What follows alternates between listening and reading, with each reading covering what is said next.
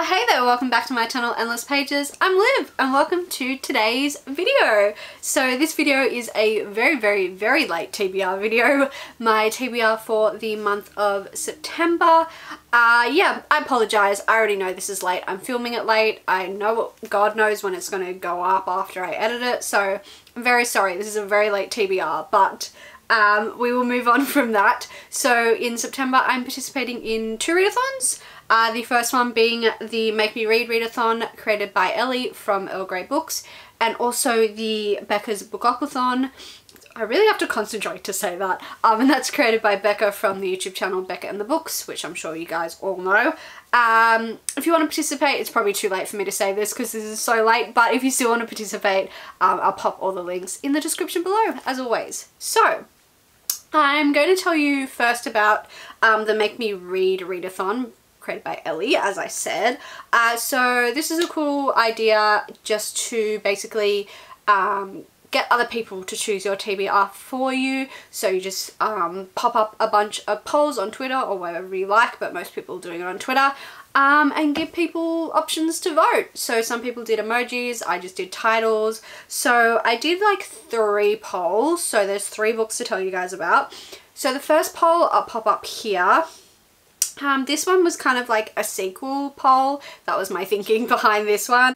So as you can see, the winner of that poll was which one am I up to? Royal Assassin by Robin Hobb. This is the second book in the Farseer trilogy. The first book is basically about Fitz, and Fitz is the royal bastard of the Crown Prince in this world called the Six Duchies, and he is not treated very well. He's not very well liked. He's kind of raised in the, what do you call it? Not the barn, there's a word for it. The stables. He's raised in like the kingdom stables and kind of just only really has the company of the animals and the like poor children. And then they kind of want to make use of him. They're like, you may as well be useful, and they train him to be an assassin, and he kind of trains to use the family's magic as well. So I really didn't think I was going to like it, but I loved it, and I still can't articulate why I liked it so much because the pace was super slow, that really slow, like high fantasy. And then Fitz, like the characters, like I didn't really get to know them that well, but I still loved it. I don't know, I can't articulate why I liked the books that much, but I did. So I'm going to continue on with the trilogy. Yeah, I think Robin Hobb is a great writer, and I see now why her world and why her books are so well loved. So this is going to be a struggle. I might audiobook this one because I physically read the last one, and like that took me so long to get through. So maybe, I think I have a free Audible credit left over, so I might grab the audiobook of this one. So the next poll, I don't know the logic behind this one. There wasn't really a theme in this poll. It was just like books I kind of want to read. So the winner of that was The Inheritance Games by Jennifer Lynn Barnes. Maybe this one won because the 3rd book in the trilogy just came out. I have heard that this is really fun and fast paced, and I think this is a good pick because I'm just kind of getting out of a reading slump. So I think to continue that momentum, a quick and easy, like fast paced read will be great to continue that. So I think this is about Avery. I think her name is, yeah, Avery, and she has a plan for her life. She wants to get out of high school, get a scholarship, set herself up. And then there's this billionaire that dies and basically gives her his whole fortune. And the only catch is that she has to move into his mansion. But living in the mansion are his like 3 grandsons. And then there's one, the heir, which is Grayson. He is convinced that she must be a con woman and wants to take her down. So, and then his brother Jamison views her as the grandfather's last hurrah, a twisted riddle, a puzzle to be solved, caught in a world of wealth and privilege with danger around every turn. So it sounds really fun and potentially, hopefully not a love triangle, because I'm like not I feel like there is a love triangle. I'm not the biggest fan of love triangles, so, but I'll go in with an open mind. I think it's going to be fun, nice and YA, because sometimes I need that younger YA just for like fun and simple read. So I have heard good stuff. I've had like a work friend say that's really good, and I trust her taste. So yeah, I hope this is the fun, fast-paced read that I'm thinking it will be. Did you see how hard I just tried to avoid saying I'm excited to read this? Because when I edit my videos, all I say is, I'm really excited for this book. I'm really excited for this book. And I'm trying to kill the habit. So every time I say excited, you're allowed to dislike the video because it's annoying me too. The third one, you could probably tell, is a manga themed poll. And the clear winner of that was The Promised Neverland by Kai Shirai. I'm sorry, definitely not correct pronunciation. This is about Emma, Norman and Ray. They're the smartest kids at this orphanage, and they get taken care of this parental figure that they call mum. And yeah, there's a dark secret going on that they discover one day that's pretty effed up. And yeah, that's basically what it's about, this dark twist. I know what the twist is. I've watched a little bit of the anime, but I haven't watched much of it. So I already know that I like the story because I was really enjoying the anime, and I thought may as well just stop myself, read the anime, and then go back and watch it, because why not? Yeah, this is gonna be good. I like me some dark anime, so it's gonna be good. So the second readathon is the Beccas Bookoplathon by Becca from Becca and the Books. So this one is so cool. It's my first time participating in it. We have our little Monopoly kind of Bookoplathon board, obviously based around Monopoly. I'm sorry, she's looking a little rough. She's been a little bent. I really love this board. I love it. It's so cute and small and tiny. This is a really cool readathon idea. Basically, you roll 2 6-sided die and you work your way along the board, and there is prompts and chance cards and community cards. So you play just like a game of Monopoly. So I think I'm just going to show you the roll, and then I'm going to talk through my book of choice for the roll. Welcome to my very first time playing Beccas Bookoplathon. I'm obsessed with this board. It's so cute, especially because it's so tiny. I'm going to be doing, let's say, 5 rolls. So let's start out. I've got my little dice simulator here. So roll number 1, we got 9. Let's let it focus. There we go. Okay. 1, 2, 3, 4, 5, 6, 7, 8, 9. What does that one say? That one says buildings. Okay, as you saw first, I got buildings. So for that, again, I am just going with The Promised Neverland.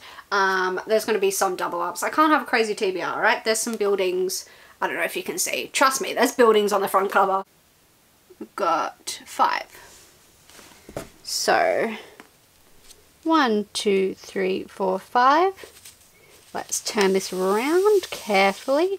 And that landed on published or set since the year 2020. So roll number 2 got me set or published since 2020. I'm going to go with Dial A for Aunties by Jessie Sotanto. I'm pretty sure this was published in 2021.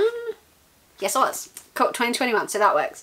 This is about Maddie, and Maddie goes on a blind date and accidentally kills her blind date. I'm very curious to know how that happens, and calls her 4 aunties for help, because, yep, that's not good. And then her family, the timing's really crappy because her family has like a wedding business, and they have the biggest wedding of the season coming up while all this is going down. And then also the venue that they're having the wedding at is managed by Maddie's ex. So this sounds like it's going to be really wholesome and cute. I'm liking that it has a balance because, as you guys, if you've watched my channel before, know I don't read just contemporary romance. So I think a good way to read a nice cute romance is to have a bit of murder in there. You know, as horrible as that sounds, to keep me interested.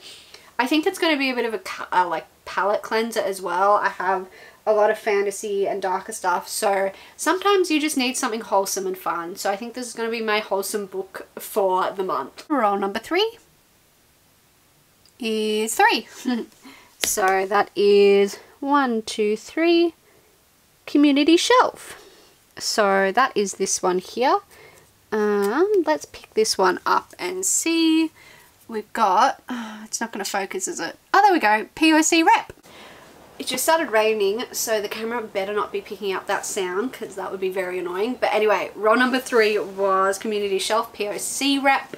So for that, I'm going with Legend Born by Tracy Dion. Finally, This has been on a couple of TBRs, I believe. This is about, I can never remember the plot. Bree, and Bree's mum dies in an accident, so she kind of wants to get away from all the reminders of her mum and get out of the house. So she gets into like this early acceptance thing at this university, UNC Chapel Hill.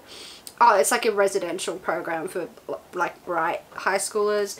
And then she notices on her first night a magical attack. There's a demon, a flying demon feeding on human energies.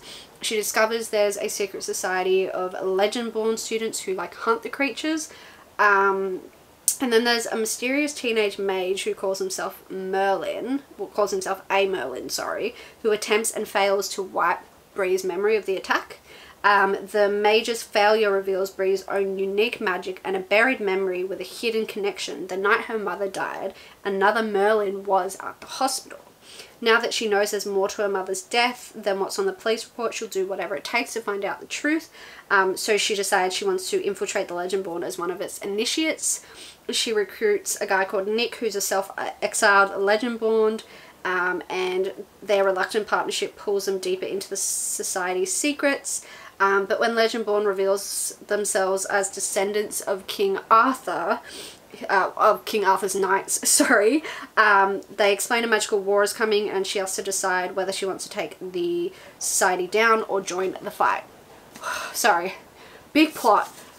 I know I'm gonna love this. This sounds right up my alley, and I don't know. I think maybe I've been putting it off because I'm afraid I'm not gonna like it, but I know I'll like it. You know, when you really, really, really want to love something, so you like put it off because you like are scared to read it. But enough putting it off. I've literally almost run out of time before the sequel, and I don't want to fall behind. If I love it, I want to be able to read the sequel ASAP.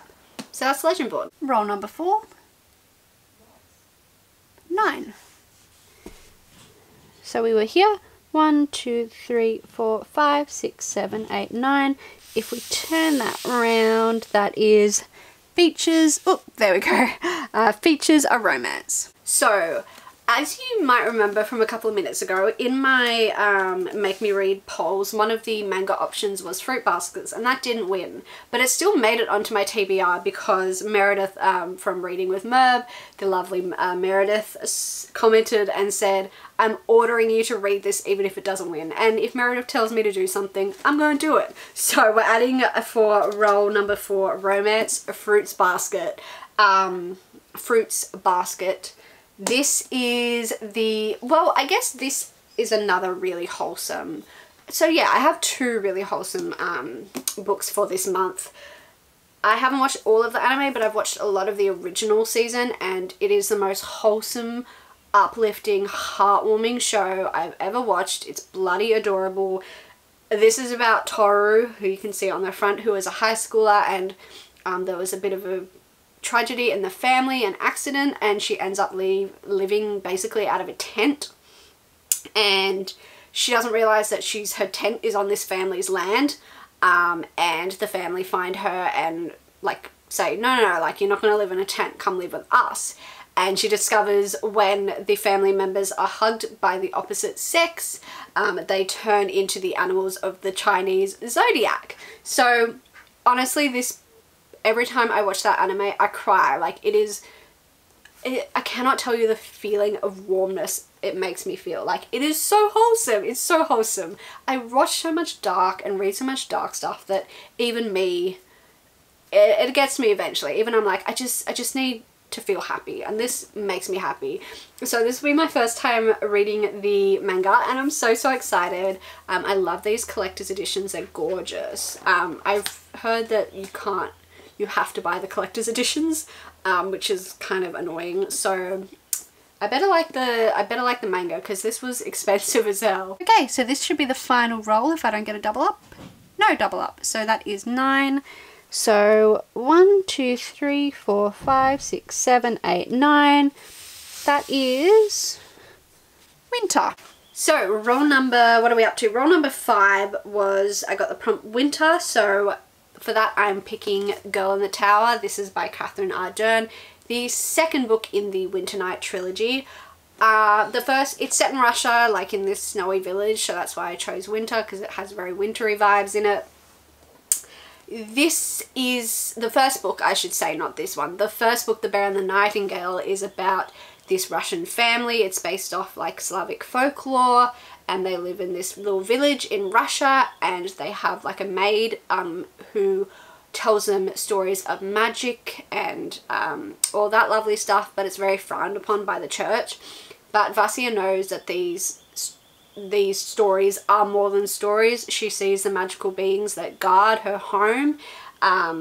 Yeah, so honestly, maybe my favorite book of the year, The Bear and the Nightingale. So I cannot tell you how excited, I almost said excited, but I didn't, how enthusiastic I am to get into this book, but also terrified because what if it doesn't live up to the first book? Because I have like such high expectations now, but I've heard people say that the whole trilogy is brilliant. I can't wait to get back into this. This is a great, for The Bear and the Nightingale, I listened to audio and read at the same time, so I think I'm going to go do that again because it just made me even more immersed in the story. I'm really excited. The Girl in the Tower. You know what? That was a pretty chill round, I've got to say. Let's do 2 more just to keep it interesting. I feel like I got all the really like easy, chill spaces. So let's do another 2 rolls. So I guess this is bonus roll number 1, roll number 6, if that's not confusing. Oh, there we go. Now the game really begins. I got a double, so I've got to do an extra roll as well now. And that was 8. See, now the game's really happening. So 1, 2, 3, 4, 5, 6, 7, 8. Let me slowly move you around. That is a small book, so a book less than 300 pages. So as you saw, I decided that 5 rolls, the 5 rolls I did were pretty like calm and tame. So I wanted to make it a bit more interesting and do some bonus rolls. So roll number 6, I got less than 300 pages. So for that I'm doing Saga by Brian K. Vaughan. This is volume 2. Yeah, volume 2 in the graphic novel series about 2 people on opposite sides of this galactic war risk it all by bringing a child into the world. I loved volume 1, and it was such a like a bit of a cliffhangery end, so I guess we'll see where this one picks up. Okay, roll number 7. We got 5. 1, 2, 3, 4, 5. Patterns and text. So roll number 7, I got patterns and text. So for this one I'm going with An Absolutely Remarkable Thing by Hank Green. I don't think I could have picked a better book for this prompt. Like, look how I nailed it. So this is about a girl called April. April's walking home at like 2 AM in the morning one day and comes across this massive statue that kind of looks like a mix of like a Transformer samurai thing. And she, along with a friend, films it. Like films her interaction with it, uploads it to YouTube, and overnight becomes a viral sensation. She is the first documentation of like, I don't know, interacting with these like statue things, and the next day they realize that these statues have popped up in like major cities across the world, and the book is her dealing with becoming an internet sensation. So I feel like there's going to be really interesting commentary. I've heard good stuff, and yeah, I'm looking forward to reading this one. Again, nailed the prompt. This roll is because I rolled a double, roll number 8. Final roll. Okay, we've got 8. 1, 2, 3, 4, 5, 6, 7, 8. And what is that one? Ah, what a lovely one to end on. Favorite trope. Roll number 8, the final roll, ended on my favorite trope, enemies to lovers. So I was umming and ahhing about this one, and I was on Twitter the other day and I saw someone just post just a highlight of all the quotes Jude and Carden have said about each other, and I was like, I need to do a reread. So I decided and put a reread on my TBR, and that is The Cruel Prince. This is the first book in the Cruel Prince trilogy by Holly Black. One of my favourite trilogies. Absolutely adore this book. It's great. I'm trash for it. I love this book. I love Jude. I love the enemies to lovers. I love Jude and Carden. Honestly, their quotes about each other are so good. And as soon as I saw those quotes, I was like, I need to reread this immediately. So I thought I may as well put it on my TBR because it's going to happen this month anyway. May as well add it. This is about Jude, and Jude is one of 3 sisters, and they witness their parents like being murdered in front of them, and they get whisked away to the fairy world, where they have to grow up, and it's about her growing up in the fairy world as a human. But yeah, it's very like political, and Jude is honestly a girl boss and I love her, and I just love Jude and Carden, one of my favorite couples. So I'm gonna have a great time rereading this, and it's gonna be great. So that is my TBR for the month of September. It's doable. I'm trying to be optimistic, even though it's already September as I'm filming this, and I know how much I've read and it's not much, but the month is not over yet. I know I'm gonna have a crazy great ending to the month where I'm just gonna read absolutely everything. We're trying to manifest it, good energy. Let me know in the comments below which book you're most excited to read in the month of September. Have you read anything on my TBR? What are your thoughts? As always, all of my social media links are in the description below, and I will see you in whatever the hell I post next. Bye!